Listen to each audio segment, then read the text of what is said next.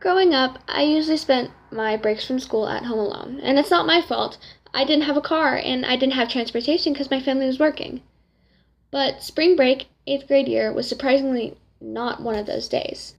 I got invited to go to Lagoon for a friend's birthday, so we went to Utah for a few days. And the trip in itself was full of highs, or roses, if you will, like feeling the wind in my hair as I rode the roller coasters at Lagoon, bonding with my friend and her family, riding in a Ferris wheel that was inside a store. But naturally, with every rose, there's a thorn. And this particular scenario was completely unavoidable, except for the fact that it was 100% avoidable and I'm just an idiot. It was a warm Friday, so I decided to go out in shorts and a t-shirt, like any normal teenager would. And our giant group decided to split off and do different things. The girls went shopping and the boys did something else. Didn't know what they were doing, and frankly, I didn't care. So after hours and hours of shopping,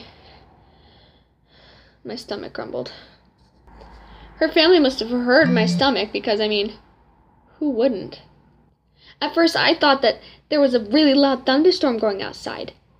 But then I realized that the thunder was inside.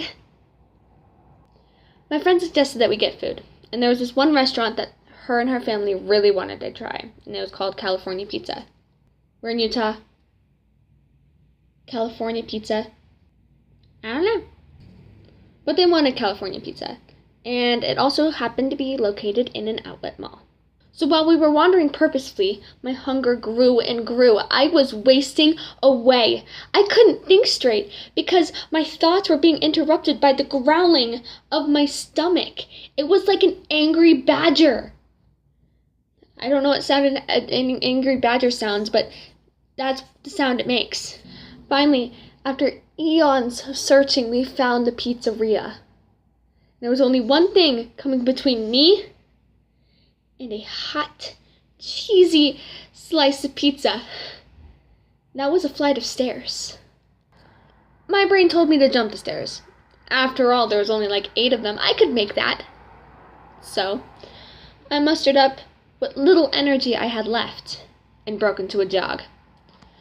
My friend was calling after me, wondering what stupid thing I was about to get myself into. But it was already too late. I already leaped. And I flew, much like a baby bird taking flight for the first time. Except there's one teeny tiny difference. That being the fact that I can't fly. So, instead of ascending on my flight, I fell straight down. I made the 8 steps just as predicted. There was just about 12 more steps that followed suit. I was not prepared for said 12 steps, and neither was my foot. It landed parallel to the step, but on its side. This resulted in a loss of balance, frantically flailing my arms, and then me rolling down the rest of the stairs.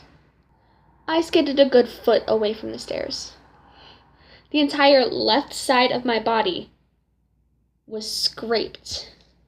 But not only was I hurting on the outside, I was hurting on the inside too. Let's try that again. I bruised a vital part of myself. I bruised my ego.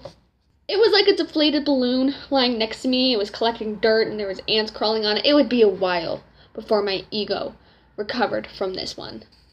Everyone in the outlet mall saw me fall. People were actually peering out the windows of the kiosks they were in, looking at a shirt, and they'd be like, looking over the shirt. The thing is, everyone saw me fall. People inside the stores saw me fall. My friend was embarrassed to be seen with me. I was embarrassed to be seen with me. But I stood up. My legs were shaking from all the trauma. After all, I fell down a flight of stairs. But my friend skipped down the stairs and up to me. "Are you okay?" she asked. She was laughing. Freaking laughing? I yeeted myself off a flight of stairs and she was laughing. Yeah! I'm fantastic. Why do you ask? I brushed myself off, hopelessly trying to piece back together what dignity I had left. I limped into the pizzeria. The waitresses were staring me down. The customers stopped mid-bite and looked at me. I slumped into the booth. By the look on the boys' face, they were wondering what I did, but I didn't care about what they were thinking. Me explaining myself could wait until I ate pizza. So, with a few pieces of pizza in me, I had enough energy to explain why I looked like a low-budget Two-Face. None of them were surprised by my actions. In fact, they all just laughed it off. Like, laughing. What? In fact, when I got home the next day, not even my family was surprised by what I did. They laughed it off too. They weren't like, "Oh, are you okay? Did you bruise a bone? Did it hurt?" No, they just laughed. I guess when push comes to shove, it's not always the best idea to listen to your stomach instead of your head. Because in the long run, you could end up rolling down a flight of stairs. Ta-da! That's my story. Bye!